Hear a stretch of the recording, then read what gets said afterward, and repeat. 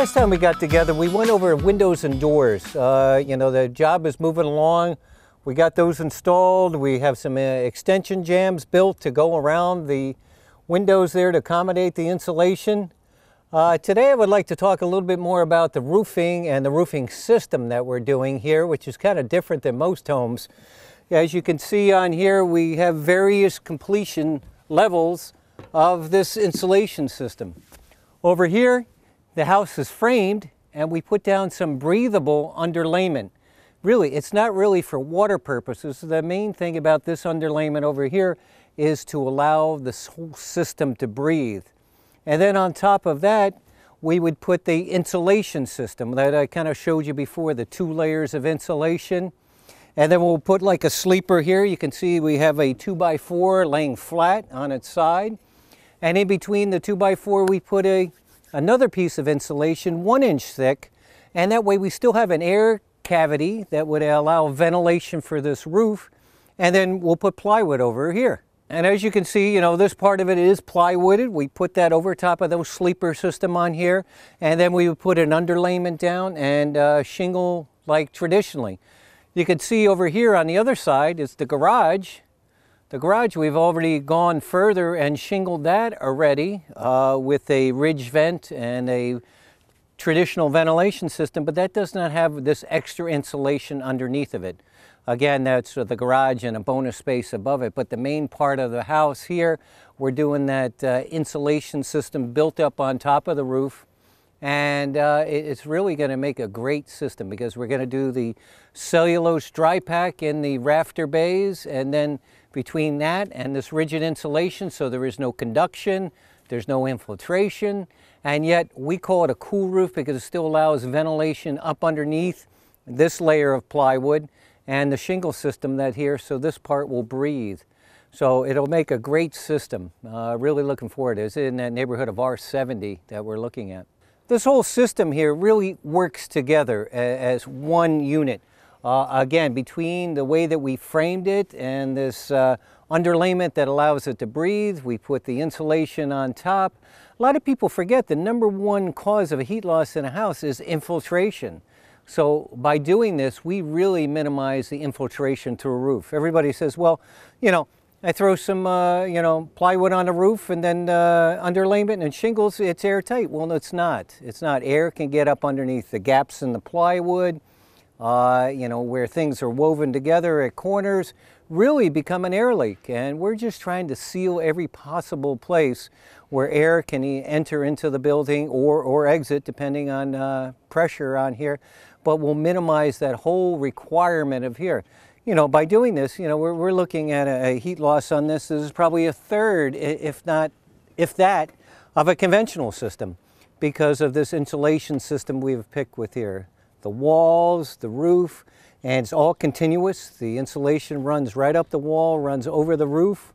We build our overhangs afterwards, so we don't have any interruption in that insulation. Another important part that people kind of forget about is, you know, you really want to ventilate your attic or your shingle system there so it doesn't get too hot. In this case, I've chosen a ridge vent. What we'll do is at the very top of the roof, we cut a slot in the wood to allow air to come up, and then we put like a mesh to keep bugs and mosquitoes out, and then put a shingle cap over top of it. And the idea is that the hot air rises, so cool air comes up from the eaves underneath. We have ventilation all across our soffits. It rises up to there and ventilates through the top. We will do the same thing with the insulation system here. With that air gap that we have, at the top we'll have the ridge vent. At the bottom we'll have continuous soffit vent, and so hot air will rise and we'll keep this much cooler. It'll make the shingles last longer, less chance of air, that heat conducting into the space than when we don't want it. So it kind of all works together, but you got to remember, you got to create this path or channel for air to rise up in here. And that's a problem with most homes when they do a conventionally built system. They put attic insulation, and you got to allow that air to get up from the outside walls up through to the attic to ventilate. And that's, you know, usually a poorly spot for insulation. So by doing this system, we don't have that interruption between the wall and the roof and the type of insulation. So Yeah, shingles are very important. Not every day is a beautiful day like this here in Connecticut with the blue skies and such. You know, shingling is your first line of defense for keeping the rain or the elements out, but there's some other things we have to think about that go along with it. You know, we want to flash appropriately. We want to do ice and water to make sure water doesn't back up underneath the shingle system and do that. But the main thing is the shingles. So why don't we go down? I have some samples of shingles. We can take a look at that, see different manufacturers, different brands, and see why people pick the type of shingles that go on a house. Yeah, there's many different style of shingles, colors, patterns, textures, thickness, warranty. Here's just a sampling of some common manufacturers. Of course, everybody's heard of Timberline, or you know, Serenity makes their Landmark series. They actually have 4 different Landmarks. Landmark, Landmark Pro, Landmark Triple Underlayment, and there's another third one. So there's a lot of different things. So to kind of back it up a step is to look at a project and decide where it is and what's the requirement for you. If you're in a high wind zone right on the water, you may want a much beefier shingle that's going to stay down and be able to handle hurricanes or other things like that. Flatter versus a steeper roof can determine what type of material, but right now it seems like everybody's gravitated to an architectural shingle. And what architectural means, it's just a more of a random pattern.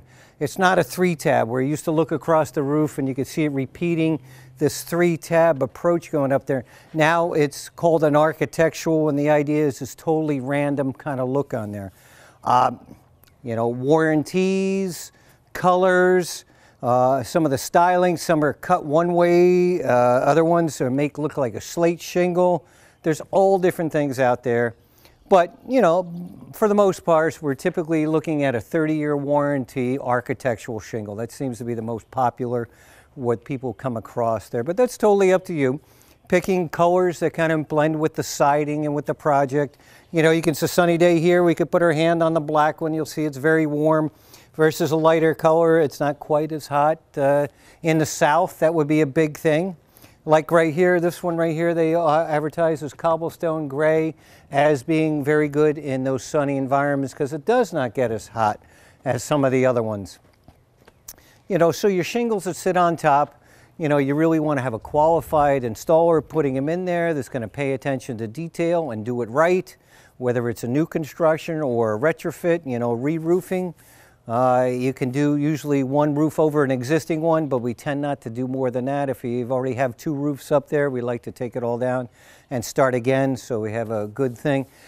So the shingles on the top are only a part of it. Okay, that's what we see, that's how we judge a home by. But there's some other things you have to think about. In our particular project, there are many. Like as you saw on there earlier, this is that underlayment that we put on top of the plywood deck up there.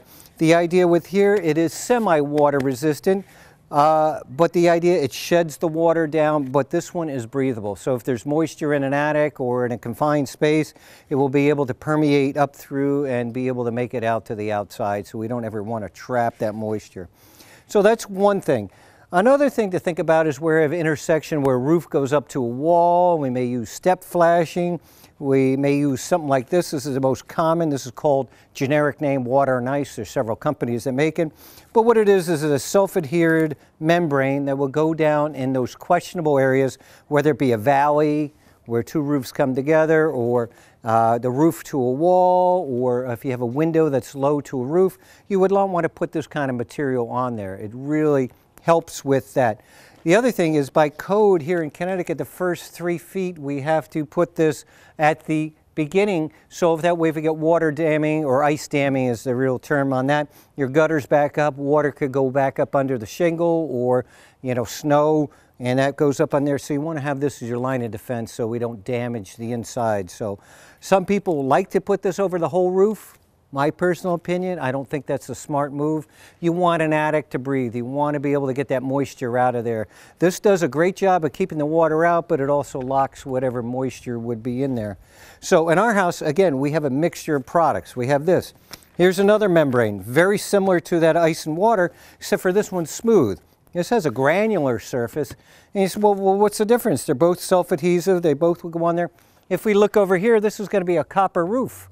Anytime you use a metal roof or other products, like in our entryway over here, you don't want to use something that's granular because that metal will heat up and move and contract with the weather, and guess what? It'll actually chafe or wear away at that metal roofing. So when you put it underneath a metal roof or something like that, you want to use a smooth material. So that was that. And the last bit that we used was another self-adhered. We've used this around the windows. We used it at intersection of plywood. We've used it on the roof for air sealing, but mainly I'm using this for air sealing.